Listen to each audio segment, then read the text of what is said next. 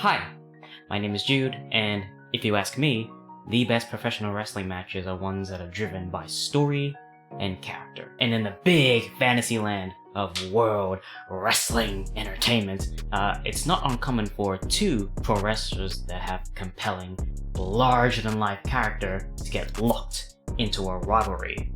And over time, that rivalry becomes a grudge. And soon enough, that grudge reaches a breaking point. And so the blood feud can only be settled with chaos and violence. Enter the Hell in a Cell. So the Hell in a Cell is an imposing steel structure that surrounds the ring. And the stipulation is brought out on those occasions where a blood feud must be laid to rest in brutal fashion. Well, that was the mindset back in the day. Currently, the WWE's usage of Hell in a Cell is it's kinda lame. For one thing, they turned it into an annual pay-per-view, so Hell in a Cell turned from that once in a blue moon stipulation that the fans would get excited for into a standard fare, oh, it's that time of the year again.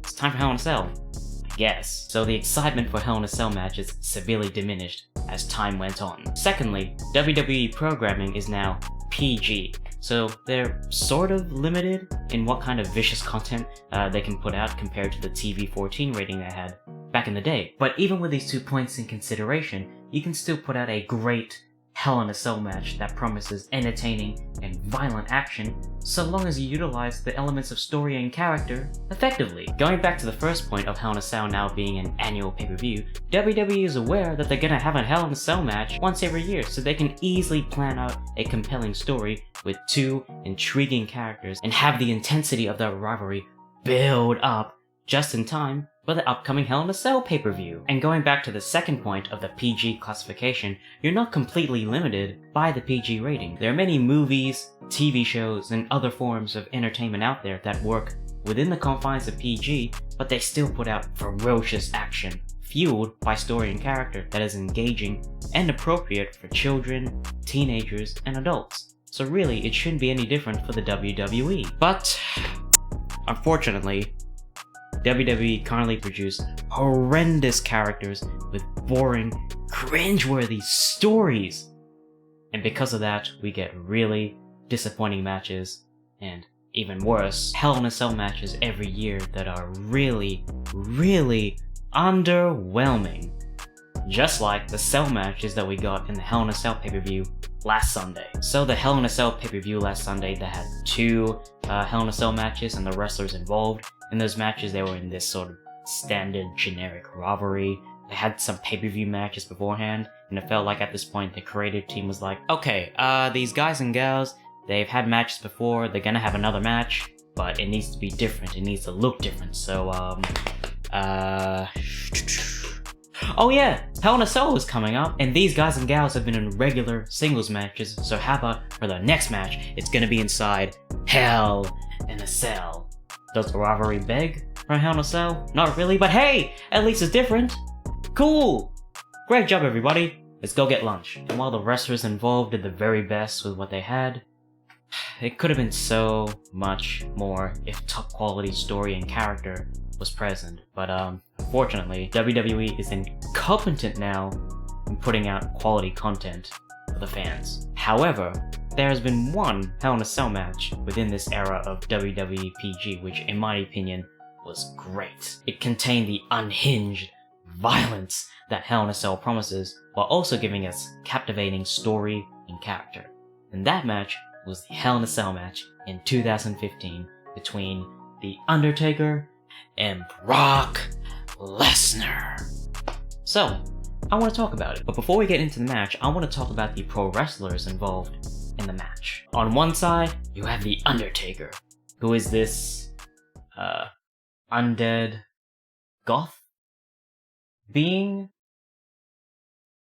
who can teleport, can summon lightning at will, and he works as a professional wrestler. Yeah, he's weird. Okay, so on paper, The Undertaker is completely ludicrous and unbelievable, but once you witness him on full display, you immediately get sucked into this dead man phenom character. The man behind the wrestler, Mark Calloway, does an amazing job in performing this Undertaker gimmick just from the way he walks, the way he talks, and to the way he wrestles. He makes viewers suspend their disbelief and think, okay, I'm watching this supernatural, invulnerable being, and once he gets into the ring, he means business. And on the other side, you have Brock Lesnar, who, he's pretty much the human-sized version of the Incredible Hulk. He possesses staggering strength, he's extremely agile. Basically, he is a freak of nature. Plus, he was an NCAA Division I heavyweight wrestling champion and was once the heavyweight undisputed champion of the UFC. So he can legitimately beat the piss out of you every day of the week, plus on Sunday. And these two super beings were locked in an intense rivalry. Now, this wasn't their first tango together. They had a feud way back when, in 2002.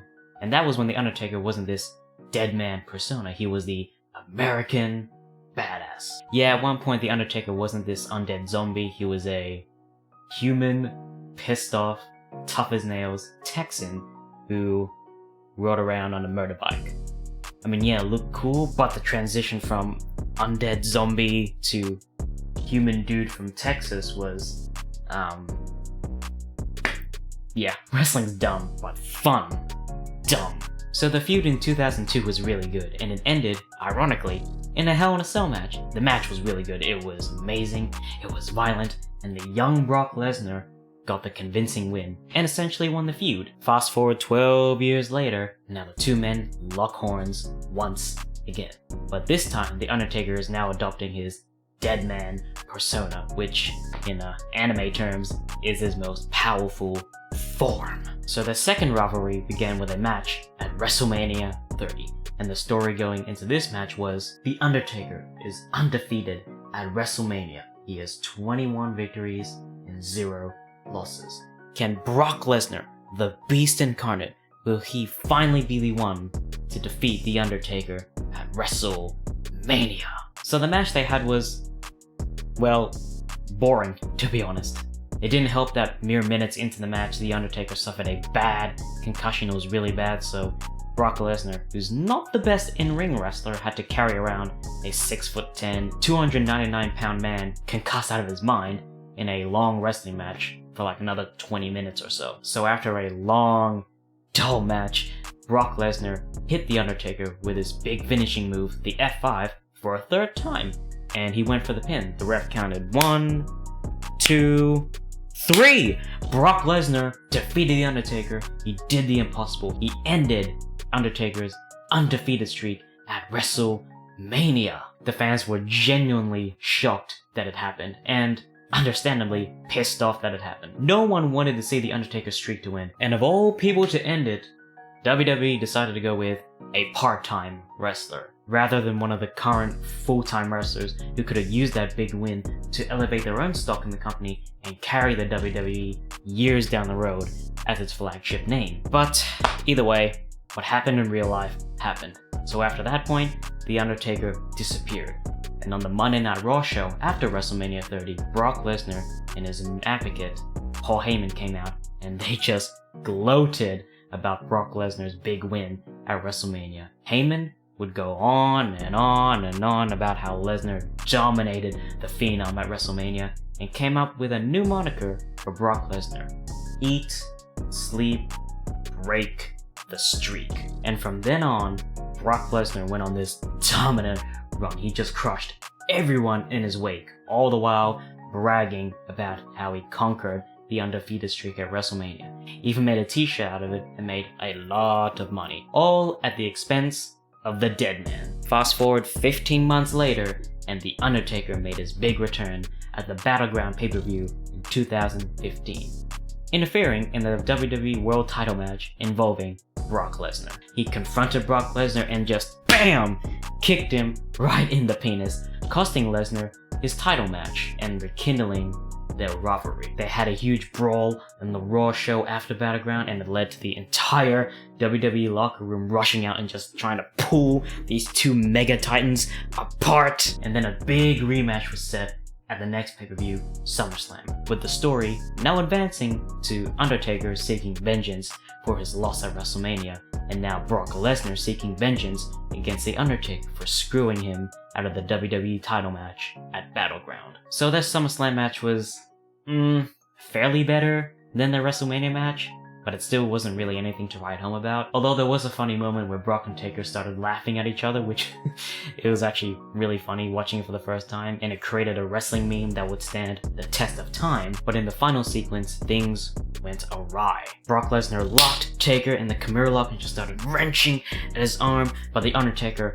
fought through the pain and then positioned himself so that Lesnar's shoulders were just flat on the mat, making it look as though that The Undertaker was pinning Brock Lesnar. The ref saw this and then he counted 1, 2, 3.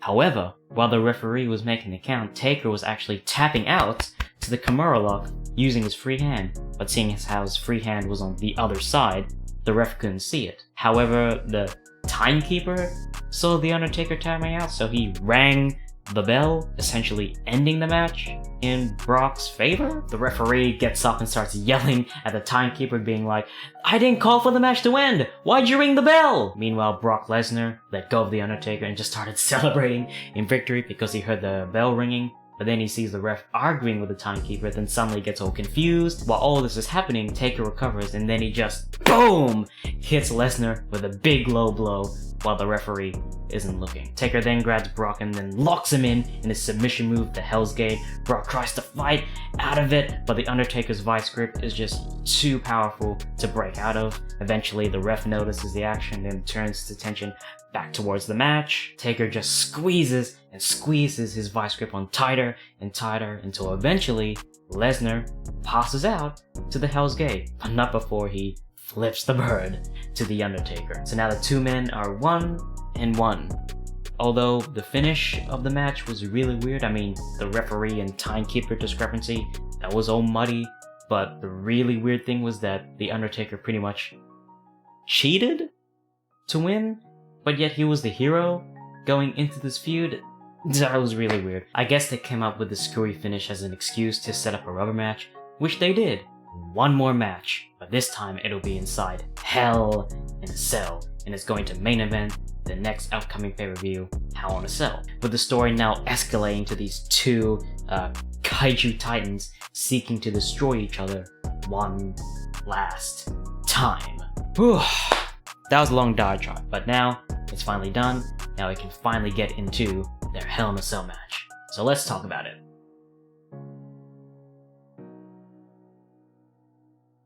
So before the bell rings, the two men have a cold, intense stare down.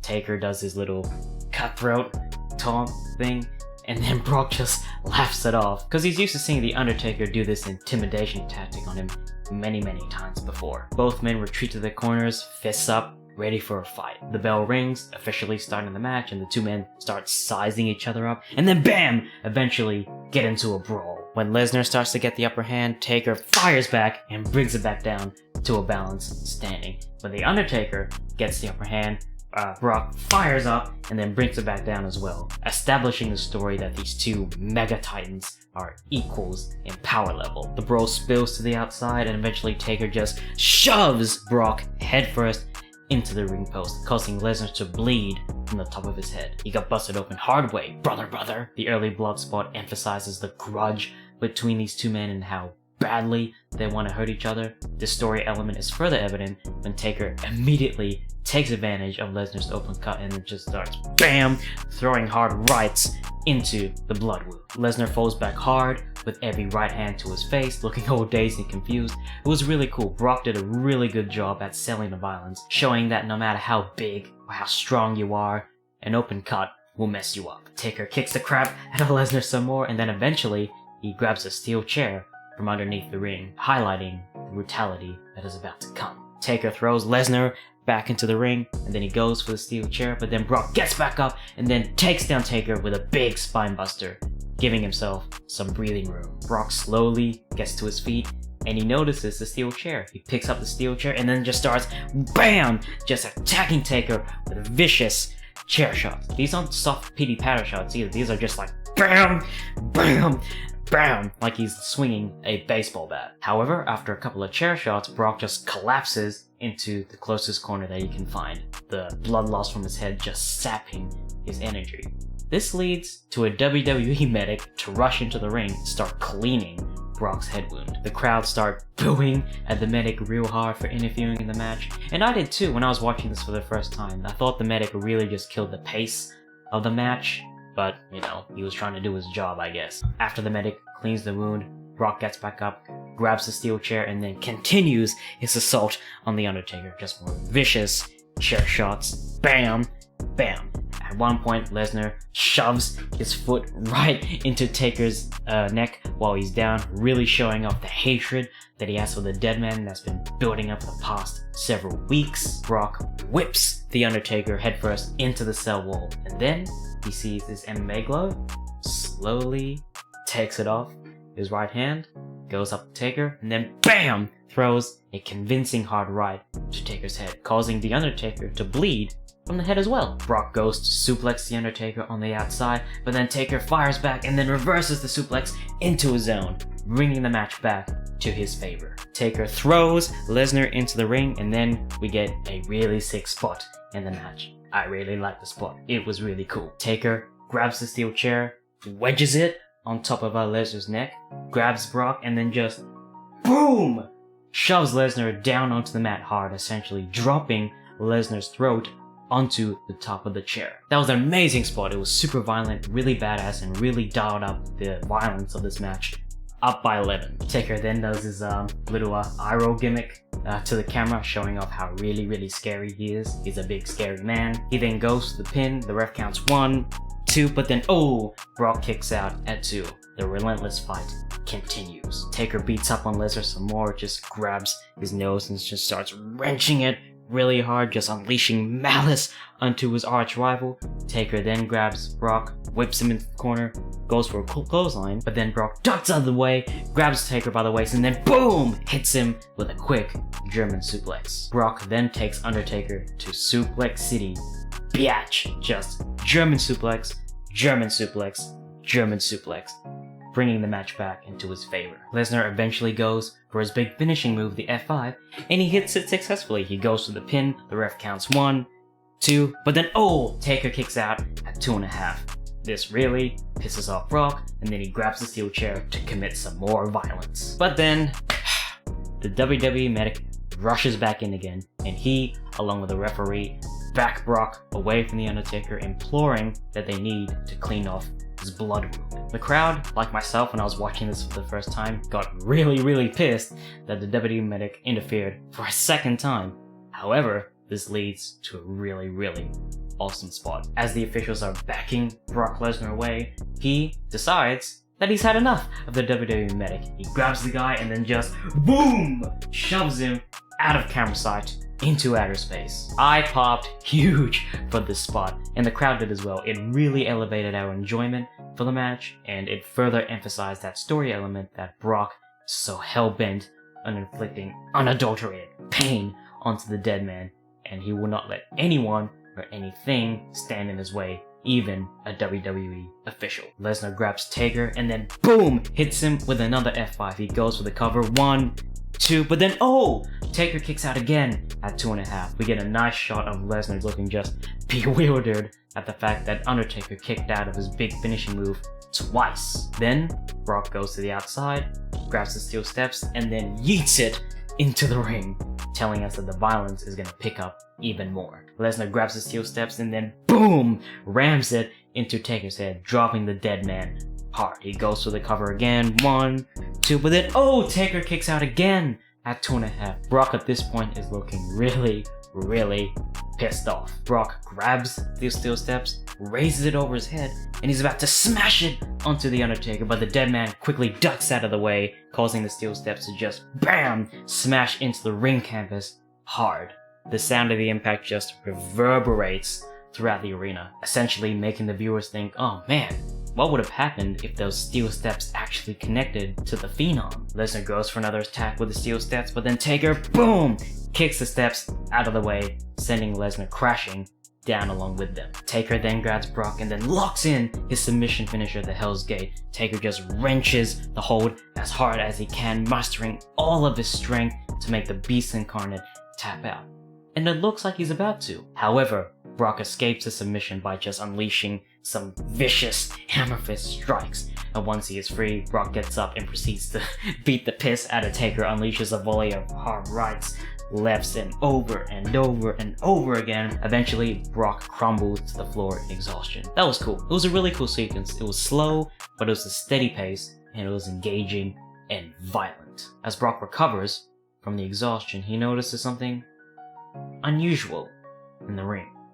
There's an open tear in the ring canvas, and as he approaches it, he begins to think murderous thoughts. He then goes to rip the ring canvas apart and then pulls away the mats underneath, exposing the wooden planks that make up the ring. The brutality is about to pick up. Lesnar slowly approaches the Undertaker, who suddenly springs back to life. He grabs Lesnar by the throat and then delivers a huge chokeslam, boom, onto the wooden planks. An amazing spot that highlights the chaotic war that's going on between these two, and the crowd popped huge for it. Taker then follows up with his big finishing move, the Tombstone Piledriver. Once he does the move, he does his usual cross the arms pinfall, and then the ref counts 1, 2, but oh! Lesnar kicks out at 2.5. Taker is completely shocked at this. Look at his face. I loved Taker's facial expression. It really told the story of, I hit this man with everything that I have, and it's still not enough. What the hell can I do to keep this guy down? As Brock slowly gets to his feet, the Undertaker approaches him and does his cutthroat taunt. Once again, signaling for another Tombstone Piledriver. Taker goes for the move, but then Lesnar stops him by hitting him with the most vicious low blow that I've ever seen in my entire life. This wasn't even like a casual low blow. This literally looked like a shoryuken right into Undertaker's Little Johnson's. It was brutal. This vicious low blow was also Lesnar's way of giving the dead man his receipt after the 2 low blows that Taker gave Brock when he returned. Taker falls to the ground, clutching his nether regions, just writhing in pain, as he should, because that looked brutal. I don't care if you're an undead zombie or not. If you have male private parts and you get hit really hard in said parts, you're going down. Lesnar approaches the Undertaker with a big, satisfied smile after giving him essentially a Mike Tyson uppercut to his nuts. He then grabs Taker, picks him up for an F5, and hits it onto the wooden planks. Brock goes for the pin, and then the ref counts 1, 2, 3. Brock Lesnar wins the match. He conquers the Undertaker once again, thus putting an end to their second rivalry. After the match, we get a nice shot of the Undertaker and Brock Lesnar just looking physically and mentally dead. Lesnar's advocate Paul Heyman even has to get in the ring and help Lesnar out of the ring. I thought this whole sequence is great. It really showed that these two kaiju horse behemoths really went through a match of hell, fire, and brimstone. Both men give each other a look of respect before Lesnar leaves the ring. I thought it was a nice touch to end this feud. Even though they clearly hate each other, they went through a brutal war and earned each other's respect. That was cool. So, that was the match. I thought it was awesome. Just a chaotic, bloody fight that really honored the Hell in a Cell stipulation and really told the story of these two iconic super titans just settling their long-term grudge in such brutal affair. The fact that it took place on WWE family-friendly programming makes it all the better for me. So those are my thoughts on the match. If you have any thoughts, feel free to lay them down in the comment section below. But that's all I got for you for now. Until the next video, be well, be safe, and be happy. I'll catch you next time.